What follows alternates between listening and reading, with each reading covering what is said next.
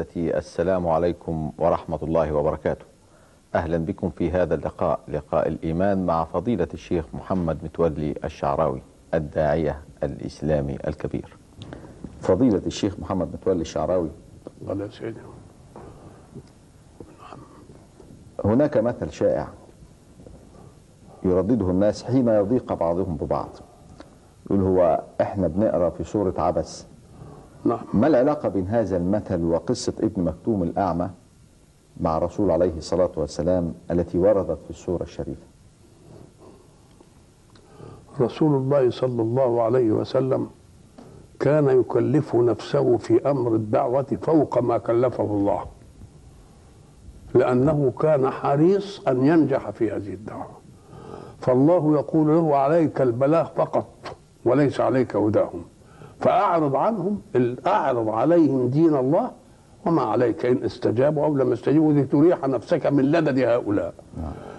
فالرسول صلى الله عليه وسلم حينما يخاطبه الله فلعلك باخع نفسك ألا يكونوا مؤمنين، بيقول له أنت تهلك نفسك إنهم لم يؤمنوا، ما عليك هذا، أنت عليك تبلغ بس، لأنني لو أريدهم مهديين لأنزلت عليهم من السماء شيئا لا يمكن انفكاك منه، إن نشأ ننزل عليهم من السماء آية فظلت أعناقهم لا خاضعين، ولكني لا أحب أعناقا، لا أحب قوالب، أنا عايز قلوب يجوني به، إنما إن كان على الإجبار أقدر أعمل فيهم كل يوم. ولكن رسول الله أيضا لأنه حريص على أمته محب لهم كان يحب أن يكونوا مؤمنين به ليتمتعوا بما يتمتعوا به من مزايا الإيمان.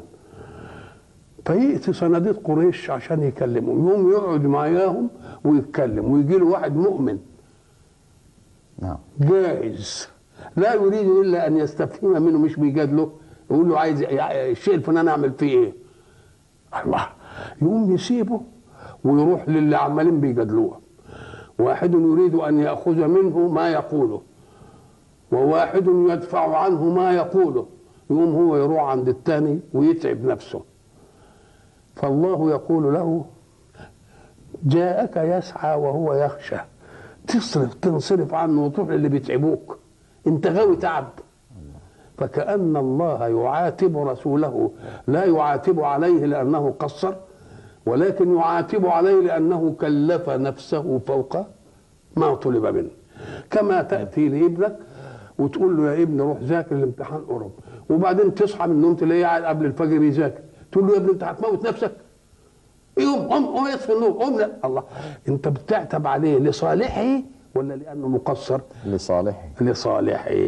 يبقى فيه فرق بين عتب لصالحه وعتب عليه لانه خالف. فالناس ما بترضاش. بعد ذلك يقول ايه؟ احنا بنقرا في عبس، يعني ايه؟ يعني افرقوا بين امرين. الامر الاول انه اختار الطريق الشاق مع انه لم يكلف به، وساب الطريق الميسر لانه حريص على ايمان دول. فافهموا الامر، ما تقولوش بقى النبي غلط والنبي عمال بربنا بيعاتبه. ما نقراش في سيره عبس بقى، قلناها مره واحده وخلاص. وما يذيك لعله يزكى او يذكره، اما من استغنى فانت عنه ليه تروح له؟ ليه ده؟ ما تسالش عنه، قول له حكم اللي انت عايزه بس وانتهت المساله. مثلا النبي مثلا يقول له لما تحرم ما احل الله لك، ياخدها المرجفين يقول لك ان ربنا بيقول للنبي انت عملت العمليه دي ليه؟ قال له لان تحريم ما احل الله حمل على النفس على المشقه، هو حلال انت بتحرمه على نفسك ليه؟ يبقى يريد به الراحه ولا ما يريدش به الراحه؟ يبقى عتب لصالحه لا عتب عليه. وشتان بينهما. وشتان بينهما.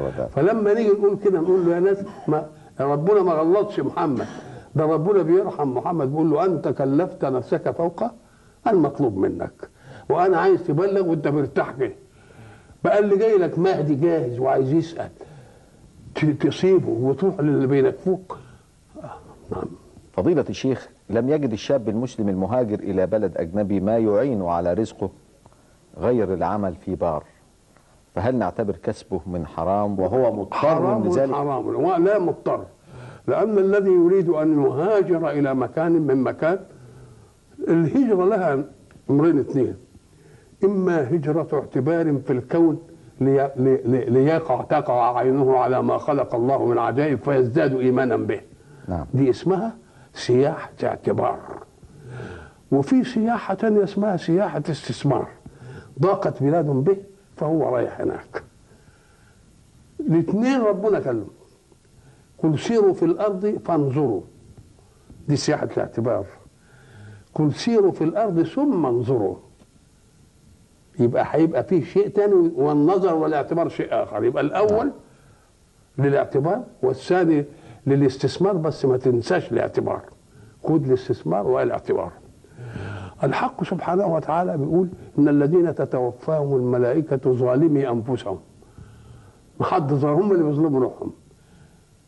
انتوا ليه قاعدين مستضعفين؟ ألم تكن أرض الله واسعة فتهاجروا فيها؟ يبقى عايزه تتنقل من هنا لحتة فيها إيه؟ ومن يهاجر يجد في الأرض مراغما كثيرا وسعة. ليه؟ لأن الله قال آية في الكتاب اللي قلناها في الأمم المتحدة، قلنا آية في القرآن تحل إشكالكم وتغني عنكم. الله يقول والأرض وضعها للأنام.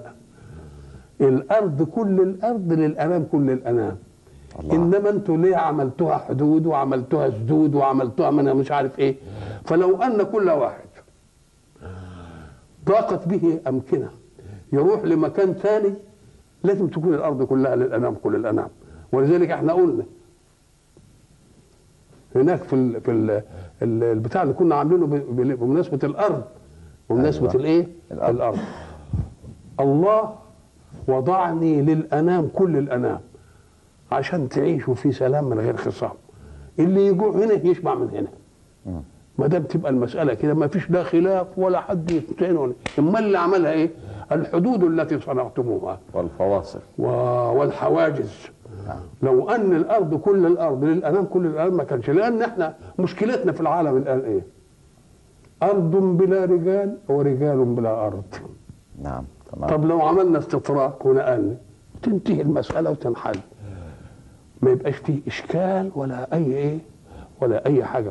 فالذين بقى يذهبون لسعه العيش نقول له اياك ان تذهب لتطلب سعه عيش دنياك لتضيق على نفسك منافذ اخراك وتبقى مبسوط في الدنيا ويبقى عندك دخل، انما ايه؟ دينك مهلهل واخلاقك بايظه ومش عارف ايه. وعلى الانسان حين يهاجر لطلب الرزق ان يبحث اولا في حاجتين اثنين: امر يتعلق بابدان وامر يتعلق بالاديان.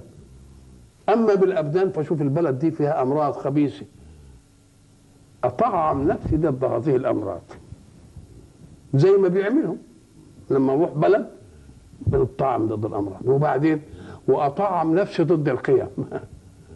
مش بدني يبقى اهم من ديني، لازم اشوف هل استطيع ان ازاول مشاعر ديني بدون ضغط علي. ان كانت كده تبقى حلال الرحله، ان ما كانتش كده يبقى حرام ان ترحل وتقول لنفسي مضطر ومش مضطر. ميلة خل اقعد. انت تريد عملا من نوع خاص، عملا يترفك، وفيه فرق بين عمل يقوتك ويؤدي لك ضرورة الحياة وعمل يترفك. العمل الذي يترف في خصب المجال، والعمل الذي يقوت في قطع يد المجال. فكالذين، ولذلك انا قلت لهم جئتم لتطلبوا سعة العيش ستعطون هذه السعة، ولكن سيمر عليكم فترة كل اللي كسبتوه مهما غلا لا يساوي أن تجد ابنتك مصاحبة ولد قبل ما يتجوزوا. الله. نعم. ولذلك أنصحكم اللي عنده بنات يراعي للحكاية دي، لكن اللي عنده بنين يمكن يقول يتجوز، إنما اللي عنده بنات يعمل إيه؟ فإذا لازم السياحة تطمئن إلى أنك البلد التي تصير إليها ما تعوقكش عن أمور دينك، فإن حملتك على أي شيء يخالفك يبقى حرمت اللحلة، وتقعد كده مطرحك، ومن أخصب تخير ومن أجدب انتجع. فإذا وجد في نفسه ضعفا عليه أن يتراجع. عدل. نعم. أخوة الإسلام في كل مكان في العالم الإسلامي، كان هذا لقاء الإيمان مع الداعية الإسلامي الكبير فضيلة الشيخ محمد متولي الشعراوي.